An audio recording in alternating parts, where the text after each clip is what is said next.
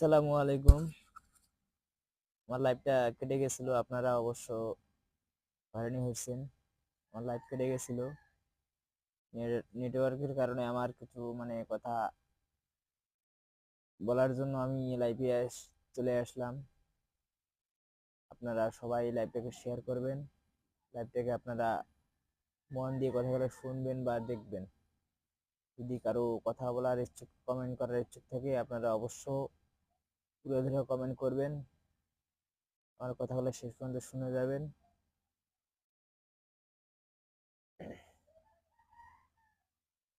যেই মেয়েটা রাস্তাঘাটে মাথায় কাপড় নাই, বুঝতে হবে ওই মেয়েটার লজ্জা শরম নাই। ওদের যদি লজ্জা থাকতে হয়, আজকে ওরা নামাজ পড়তে হয়। ওদের লজ্জা নাই দেখি ওরা নামাজ পড়ে না। যেই মেয়েটা রাস্তাঘাটে মাথায় কাপড় নাই, বুঝতে হবে ওই মেয়েটার লজ্জা শরম নাই। কিছু মেয়ে নিজের দেহ পরকীয় দেখায়, কিছু মেয়ে নিজের দেহ বাজারেও দেখায়। লজ্জা না থাকলে কি লজ্জা দেওয়া যাবে বলেন? কারণ যে মেয়েটার কোনো লজ্জা শরম বলতে কিচ্ছু নাই, যে মহিলাটার লজ্জা শরম বলতে কিচ্ছু নাই, সেই মহিলাটার কোনো ইজ্জতের কোনো দাম নাই।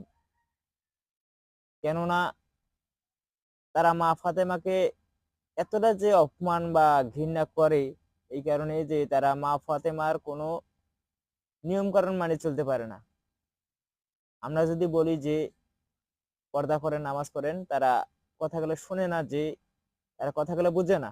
কারণ তারা চায় কি, যে আমরা এভাবে দিন চলেই গেছে, এইভাবে বাকি দিনটা চলে যাক, নামাজ পড়বো পড়বো পড়বো করিয়ে কিছু সময় কাটে দেয়। কিন্তু একটা কথা মনে রাখবেন, যে এই পৃথিবীতে চলতে গেলে বা এই পৃথিবীতে বাঁচতে হলে নামাজ ছাড়া পৃথিবীতে কেউ আপন হতে পারে না।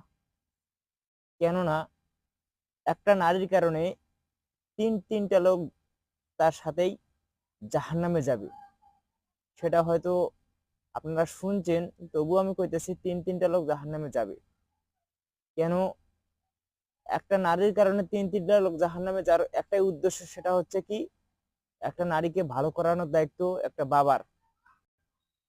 নারীকে ভালো করানোর দায়িত্ব একটা বাবার, তার বড় ভাই, তার হাজবেন্ড। এদের কথা যদি নারীটা যদি ঠিক মতো যদি শুনতে হয়, আজকে পৃথিবীটা আজকে কত সুন্দর হইতে হয়। কারণ আমরা চাই যে আমরা এমনই অবস্থা পড়ে গেছি যে আমরা